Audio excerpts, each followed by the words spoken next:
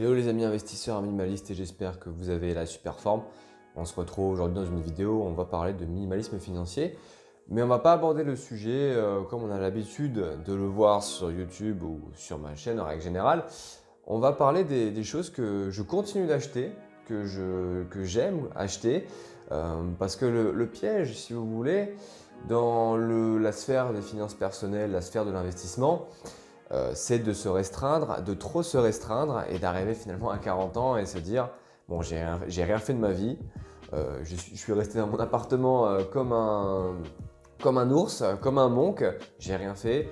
Et on peut avoir des regrets à ce moment-là. Donc l'idée, c'est de vous montrer ce que je continue à acheter. Alors, avant de commencer à aborder ce sujet, n'oubliez pas de vous abonner à la chaîne YouTube pour être notifié quand il y a une nouvelle vidéo qui sort, sachant que je vais en faire de plus en plus au fil du temps. Donc j'ai eu l'idée de faire cette vidéo parce que il y a récemment, depuis fin 2021, j'ai eu une soudaine prise de conscience, notamment au niveau de mes finances personnelles.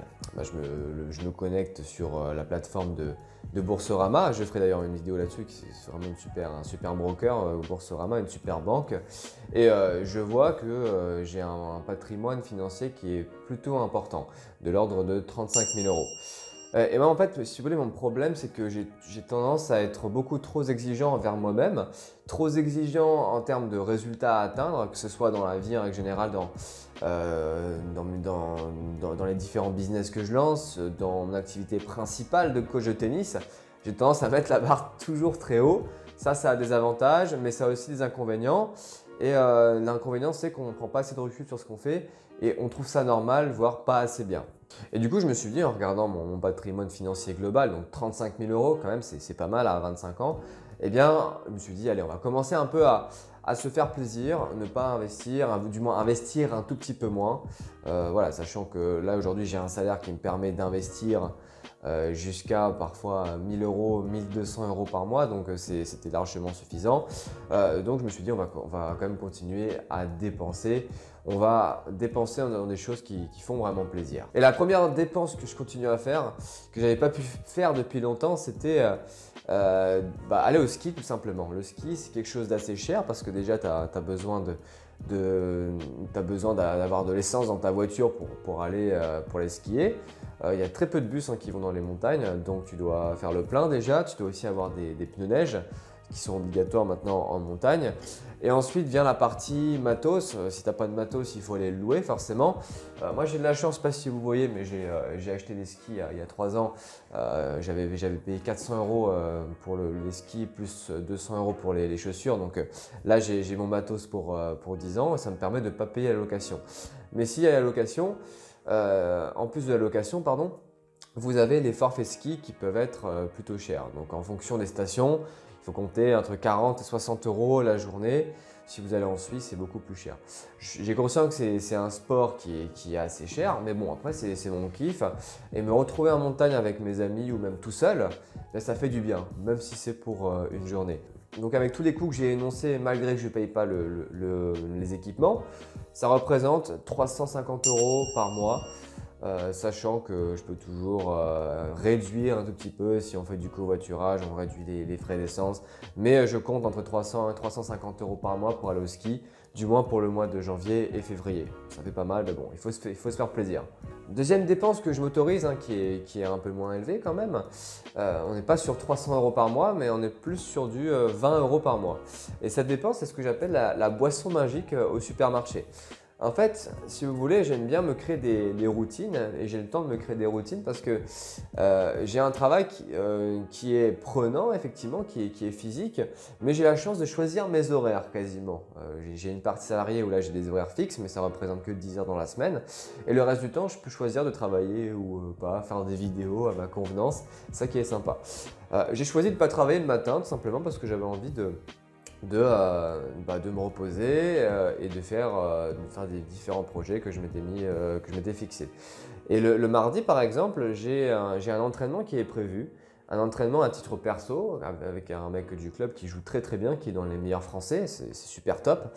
Et après cet entraînement, j'ai l'habitude d'aller au Super U, au supermarché Super U à côté de chez moi. Et à Super U, bon, j'achète que dalle hein, parce que non, bon, je trouve ça assez cher au vu de la qualité qu'ils nous proposent. Et je vais plus dans les grandes surfaces pour faire mes courses, je vais que acheter bio maintenant. Et au final, c'est même pas si cher que ça. Ça, c'est encore un autre sujet, je ferai une vidéo dessus. Quand je vais à Super U, c'est pour acheter ce qu'on appelle un Kyo Kombucha. Donc Kyo, c'est le nom de la marque. Et le kombucha, c'est une boisson fermentée, c'est un soda fermenté à base de levure. Donc la fermentation, c'est quoi en fait? Tu mets des levures dans une boisson, tu mets du sucre et ça fermente et ça te donne du sucre naturellement. Et cette boisson, je l'adore, j'adore le goût. Ils ont mis un petit goût de menthe. Et tous les mardis, donc après l'entraînement, j'y vais. Je me pose devant le Super U sur un banc et je bois ma boisson qui coûte 2,50 €. Et je fais ça quasiment toutes les semaines. Il m'arrive de le faire 2 fois par semaine, ce qui fait qu'au final, je dépense 20 €.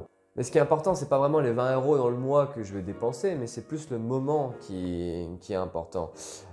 C'est pas une dépense sèche, c'est pas je vais m'acheter une machine à café ou je vais m'acheter un iPhone, machin, compagnie.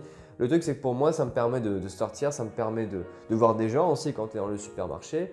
Quand tu es devant, bah, il m'arrive de parler à des gens, bizarrement, c'est drôle. Je me souviendrai toujours qu'en décembre, il y avait un mec qui vendait des sapins. Et comme il me voyait tous les mardis assis à ce banc, eh bien, on avait tendance à parler et j'ai commencé à connaître des personnes par ce biais.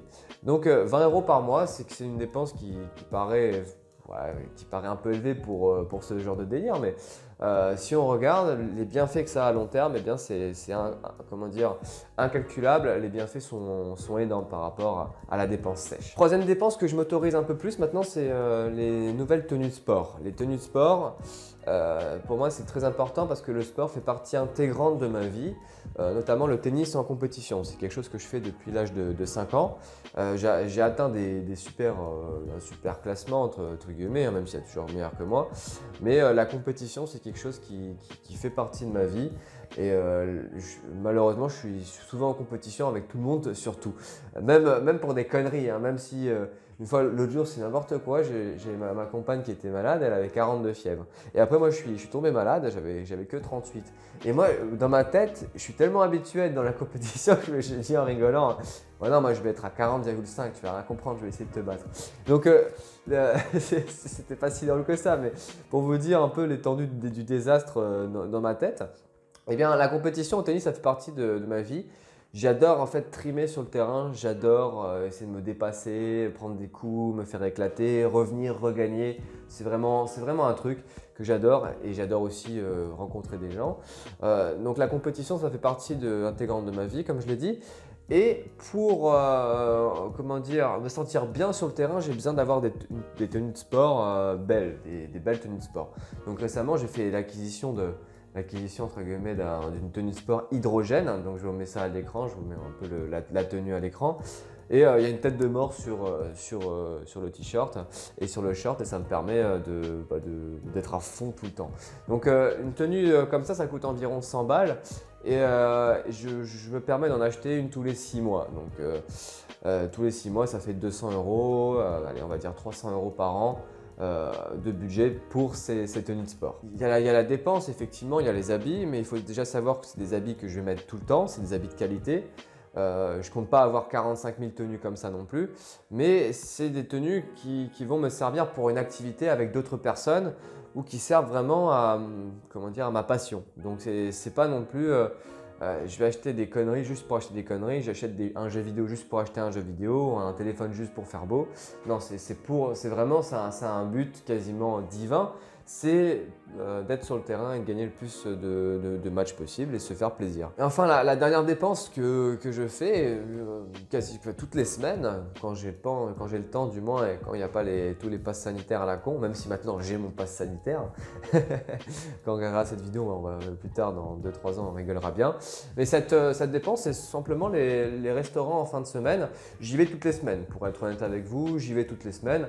Maintenant, j'ai un bon salaire, j'ai des bons revenus, donc je peux me permettre d'y aller toutes les semaines.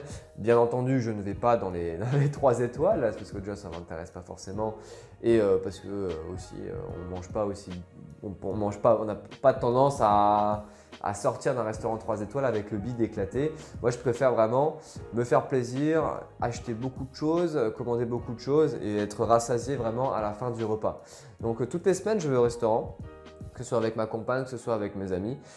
Je compte vraiment là-dessus parce que la semaine, je suis assez seul, entre guillemets. J'aime bien être seul, hein. Mais vu que je travaille seul, je ne peux pas voir beaucoup les gens. Donc, j'ai un créneau dans la semaine, c'est le samedi soir. Et le samedi soir, je vais au restaurant. Donc, j'essaie de varier. Je vais manger souvent vegan, quand même beaucoup vegan. Ou bien au moins végétarien. Et j'ai tendance à inviter la personne avec qui je viens.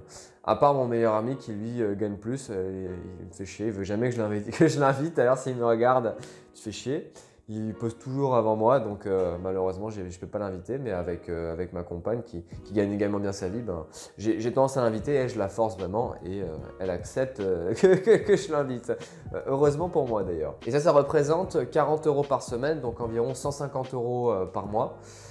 C'est aussi une dépense que j'aime bien, sachant qu'il y a des semaines où on aura plus tendance à se faire à manger à l'appartement, à la maison, donc c'est pas des choses qui sont récurrentes non plus, comme le ski d'ailleurs. Donc voilà, j'ai récapitulé les 4 grosses dépenses. Moi, il faut savoir que je ne suis pas quelqu'un de matérialiste, je préfère largement dépenser dans des activités, ça c'est très important, dans des activités avec des personnes de mon entourage ou même pour moi-même, seul. Je ne suis pas du tout quelqu'un de matérialiste, ça ne m'intéresse pas du tout de collectionner les objets, ça me stresse plus qu'autre chose. Donc ces dépenses-là, elles sont vitales pour moi pour tenir au niveau de mon rythme professionnel, sachant que je suis à mon compte, je prends 2 semaines, 3 semaines de vacances par an.